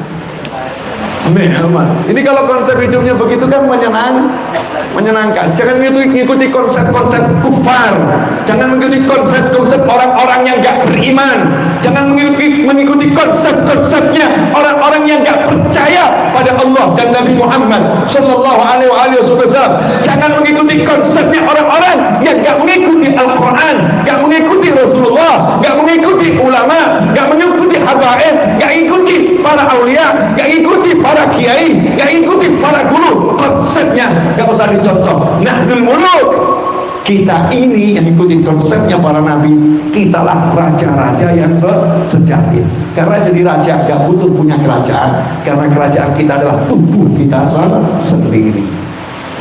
Jelas? Cukup. Alhamdulillah. Mas Eto udah berapa menit? 1 jam 40 menit. Masya Allah, seperti kesurupan malam hari ini saya. Semangat, senang. Mudah-mudahan barokah manfaat. Ya, dan minta maaf tadi saya telah terlambat karena hujannya. Karena hujannya, Masya Allah, banyak wilayah yang hujannya deras ya. Hujannya deras. Tadi seyogyanya saya ngantar ibu saya pulang ke Solo, tapi ibu saya ke Surabaya. Jadi saya ngantar ke Surabaya. Terus ibu saya pengen ikut pengajian. Jadi ibu saya malam ini juga ikut pengajian. Jadi dari sini baru saya balik ke Solo. Jadi tadi saya dari malam di Madiun, paginya ke Solo, sampai Solo ke Kediri, dari Kediri ke Surabaya. Di Surabaya cukup 1,5 jam, 1,5 jam dari Surabaya, balik langsung ke Tulungagung. Di Tulungagung insya Allah 2 jam, kan 1 jam 40 menit nih ya, tambah 20 menit jadinya 2 jam. 2 jam di Tulungagung, balik ke Solo insya Allah. Sampai di Solo lanjutkan aktivitas Faidah Barakata Fansuk. Begitulah semangatnya orang yang menikmati hidup. Urip pisan seneng no hatimu. Hidup itu cuma sekali, nikmati dunia ini. Masya Allah, dunia seperti ini indahnya kok. Uripmu kontro, suntuk, sumpah, na'udzubillah min dzalik. Jazakumullah khairan, terima kasih atas waktu dan tempatnya. Mudah-mudahan keberkahan masjid ini sampai kepada kita semua. Jangan lupa di bulan Rajab ada amalan namanya istighfar, ada amalan namanya doa Allahumma barik lana fi Rajab wa Sya'ban wa balighna Ramadan. Ada amalan namanya nyambung silaturahim, ada amalan namanya perbaiki hubungan dengan orang tua dan mertua, ada amalan jangan sampai kita putus silaturahim dan jangan sampai durhaka sama orang tua, ada amalan jangan nyimpen benci pada siapapun, jadikan hati menyayangi semuanya. Jalankan itu sehingga nanti Ramadan kita termasuk orang yang dapat Lailatul Qadar. Amin Allahumma amin. Bismillahirrahmanirrahim. Alhamdulillahirabbil alamin. اللهم صل وسلم على سيدنا محمد في الأولين والآخرين وصل وسلم على سيدنا محمد في النبيين والمرسلين وصل وسلم على سيدنا محمد في كل وقت وحين وصل وسلم على سيدنا محمد في الملأ الأعلى إلى يوم الدين. اللهم صل وسلم على سيدنا محمد مفتاح باب رحمة الله عدد ما في علم الله صلاة وسلاما دائمين بدوامه الله وعلى آله وصحبه. اللهم يا أول الأولين ويا آخر الآخرين ويا ذا القوة المتين ويا راحم المساكين ويا أرحم الراحمين. اللهم اغفر لنا ولوالدينا، اللهم اغفر لنا ولوالدينا وارحمهما كما ربيانا صغارا، وارحمهما كما ربيانا صغارا. ربنا هب لنا من أزواجنا وذرياتنا قرة أعين واجعلنا للمتقين إماما، واجعلنا للمتقين إماما. ربنا هب لنا من الصالحين. اللهم ارزقنا ذرية طيبة برحمتك يا أرحم الراحمين. اللهم بارك لنا في رجب وشعبان وبلغنا رمضان. اللهم بارك لنا في رجب وشعبان وبلغنا رمضان. اللهم بارك لنا في رجب وشعبان وبلغنا رمضان واكتبنا ممن قامه وصامه إيمانا واحتسابا حتى نحظى بالغفران والعتق من النيران. اللهم اعمر أجسادنا بطاعتك واعمر قلوبنا بمحبتك واعمر أرواحنا بمعرفتك واعمر أسرارنا بمشاهدتك. اللهم إنا نبات نعمتك فلا تجعلنا حصادا نعمتك. اللهم لا تحرمنا خير ما عندك بشر ما عندنا. اللهم إنا نسألك من كل خير أحاط بك في الدنيا والآخرة ونعوذ بك من كل شر أحاط بك في الدنيا والآخرة. يا مالك الدنيا والآخرة أشرق البدر علينا واخطف بدر تمامي مثل حسن ما رأينا بالعراقين والشام. ربي فاجعل مجتمعنا غاية حسن الختام واعطنا ما قد سألنا من عطاياك الكسام واكرم الأرواح منا بلقاء خير الأنام وابلغ المختار عنا من صلاة وسلام. والحمد لله رب العالمين على علمها صالحة جامعة نافعة وعلى أن وحده علي وإلى حضرة النبي صلى الله عليه وسلم. الفاتحة.